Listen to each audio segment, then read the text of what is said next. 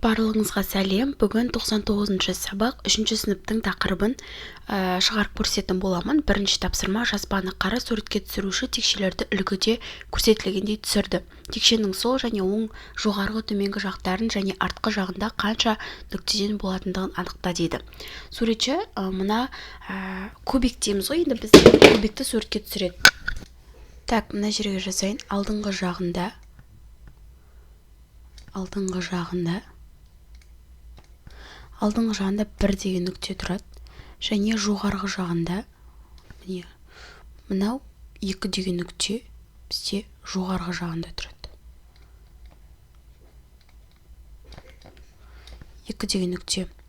Енді соның төменгі жағында мынауға бізде ол 5 деген нүкте тұрады төменгі жағында.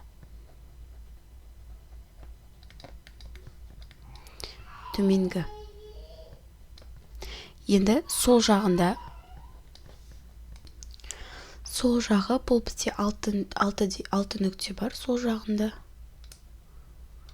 6 нүкте бар. Одан кейін бізде оң жақ деген бар. Оң жақта бізде бар 3 нүкте, және артқы жағында 4 нүкте бар.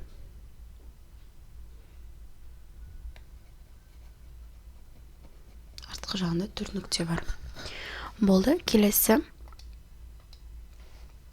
Екінші тапсырма: артық текшені тауып, оның нөмірін жаз. Мына бірінші текше мынандай, екінші текше мынандай, үшінші текше осылай, және төртінші текше осылай болып келеді. Енді бізге осы жерден артық текшені табуымыз керек. Артық текше бізде төртінші текшеге тең. Артық текше. Өйткені қараңдар, мына 4 бұрыштың мына бұрышы мына 3 бұрышқа тақалып тұр. Міне мынаның тақалып тұр, міне мына бұрышы. Мына бұрышы міне мынаған тақалып тұр. Түсінікті ма? Ал мына қабырғасына тиіп тұр, демек бұл артық. Қорапты қолыңа алып, тікбұрышты параллелепипедтің қанша төбесі, жақтары, қабырғалары бар екендігін табыңдар дейді. Так, бізде төбесі 8 болады. Ал мына жақтары бізде жақтары 6 болады. Бір жақ, 2, 3, 4, 5, 6. Жақтары 6 болады. Және қырлары 12. Қырлары 12 болады. Келесі. Егер текшенің үстіңгі жағынан қарайтын болсаң, төмендегі нұсқалардың әр қайсының астыңғы жағында неше нүкте болады? Егер текшенің үстіңгі жағынан қарайтын болсаң дейді. Жалпы текшелердің қарама-қарсы жақтарының қосындысы 7-ге тең болады. Енді мысалы бір деген мысалы былай болады. Бірінші нүктеге қарама-қарсы нүкте 6-шы нүкте деген сияқты.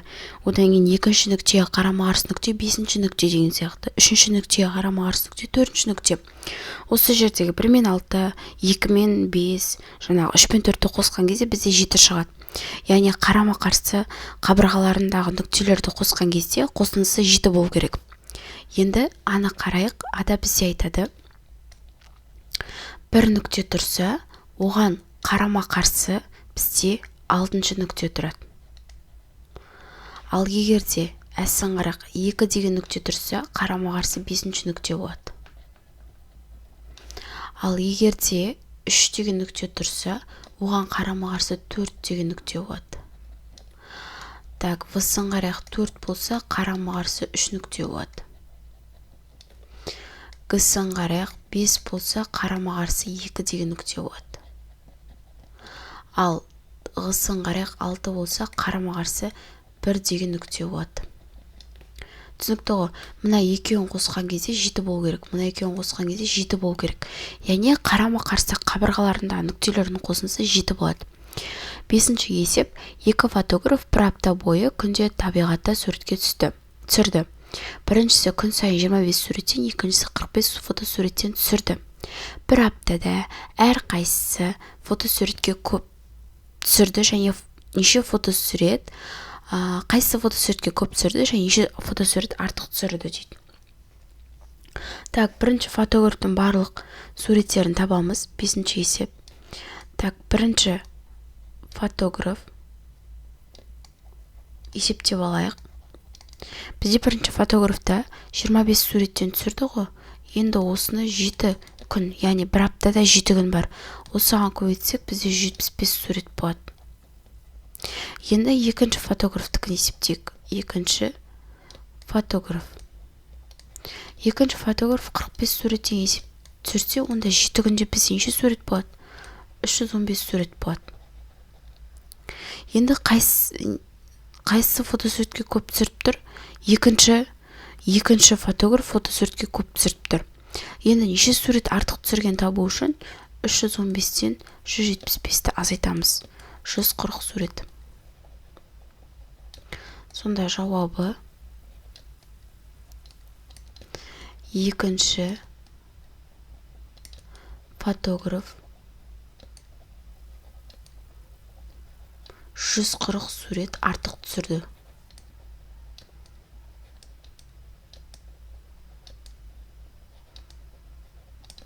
Деп жауабын жазамыз. Келесі сызба бойынша өрнек құрастырып, амалдарды орындалу тәртібін белгіле дейді. 480 бөлу 8 бізде 60 болады. Демек, мына жер бізде 60-қа тең. Енді 60-ты біз 6-ға бөлуіміз керек. 10 болады. Міне мына жер 10-ға тең. Келесі амал 540-ты біз бөлуіміз керек 6-ға. 90-ға тең. Енді мына жақта 10 бар, мына жерде 90 бар. Екеуін қосатын болсақ 100 болады. Жауабы 100 болады. 7-ші тапсырманы қарайық. Әр фигурада қанша текшеден бар? Өзің фигура құрастыр. Сенің неше текше пайдаланғанын досың санасын дейді. Так, мына жерде 9-ды, 9. Мына жерде 6. Так, мына жерде де 9, 9, 18. Барлығы 27. Так, астында бізде 5, сондайдан нешеу бар? 3 қатар бар, 15. Плюс мына жерде 3, сондайдан 3 қатар бар, 9. Және мында 3 бар. 27. Және екеуі бізде тең болып тұр екен. Осымен сабағымыз аяқталды. Тіркеліп лайк басып кетеміз.